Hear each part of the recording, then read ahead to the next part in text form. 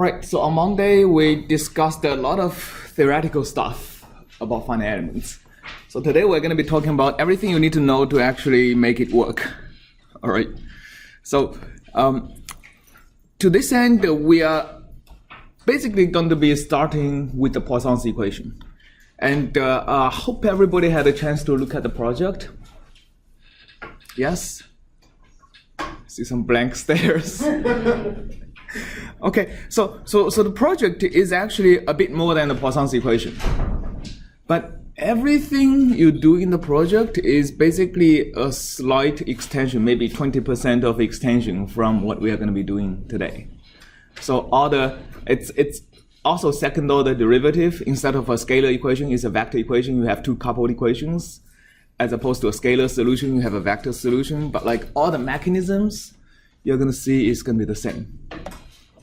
Okay, you may have even started the project because basically the first question is actually about Poisson's equation, and it's everything we already discussed on Monday. Okay, so now we are going to be discussing how to actually solve Poisson's equation using finite elements. So finite difference discretizes the differential form of the equation. Finite volume discretizes what form of the equation? The integral form of the equation, right? So finite element discretizes even another form of the equation. What form is it? It's the weak form, right? So whenever you have finite elements, you start with the weak form. Okay, there are two ways to write the weak form. One is the optimization statement. The other, more general, is the variational form. Right, so if you have an optimization statement, the variational form is the first order optimality condition of the optimization problem. So for Poisson's equation, the weak form is A of WV plus B of V equal to 0. That's Poisson's equation. That's the weak form. And here, particular for Poisson's equation, A of WV is equal to, let's imagine we have a domain of 0 and 1. It's the integral from 0 to 1 dw dx times dv dx. Okay, and also for Poisson's equation, B is equal to minus integral from 0 to 1, the test function times the right-hand side. So this is the weak form of the Poisson's equation. And it can be derived from the strong form, which is the second derivative of w to x plus f equal to 0. And for this particular weak form, we have the zero boundary condition, w0 equal to w1 equal to 0. And we already discussed how to derive the weak form on Monday. Right? Okay, so now finite element don't really care about this. We are going to throw away this differential equation and focus on the weak form. The weak form actually requires less regularity, okay, compared to the strong form. It works all the way as long as f can be integrated with some function in h1, right? So remember, we have also defined the space, right? So v has to be in h1, so which means w and v has to be square integrable, the square of which is integrates to a finite quantity from 0 to 1. The derivative is also square integrable, which means the square of the derivative of these functions has to also integrate to a finite quantity from 0 to 1, right? Okay, and also w and v has to be equal to 0 at 0 and 1, okay? So this is the space in which the solution and the test function can be in.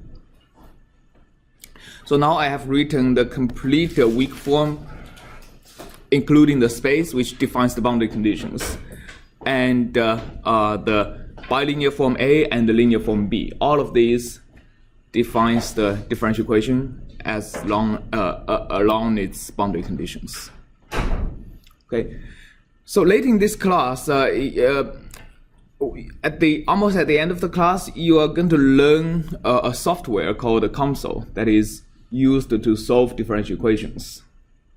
And what it accepts is actually the weak form, because Console actually uses finite element method. And the name is basically something like a common solver. It solves any differential equation as long as you can give it the weak form. So, and it comes with prepackaged weak forms to solve all kinds of physical problems. But in case you are encountering a unique problem in your research or something that is not included in Console, or you don't want to spend a few $1,000s buying a particular weak form, you can just code it up yourself, right? So as long as you can define your weak form, it could be worth a few $1,000s.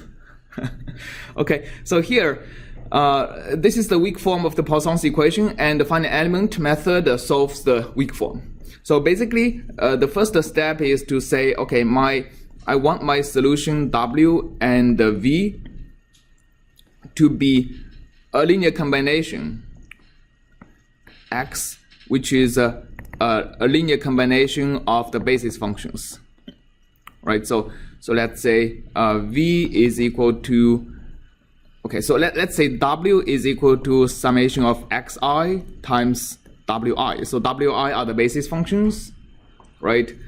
And for this equation to be true for any linear combination of the Wi's, I only need this to be true for each individual Wi, right? So that's another thing that comes out of the linearity of of A and B. So the equations become A of the summation Xi Wi together with Wj has to be equal to plus B of Wj has to be equal to 0 for j equal to 1 to n. So we have n equations and unknowns. The n unknowns are the x's. And the n equations is because j can go from 1 to n. That's the amount of degree of freedoms in this test function v, right? Okay, so this translating to the summation can be pulled out of this A, again due to linearity of the bilinear form. So I can have a linear combination of xi times A, Wi, Wj, let's just say equal to minus B of Wj. Again, j goes from 1 to n. So now we have a linear combination of the unknowns equal to a right-hand side, and we have n of these.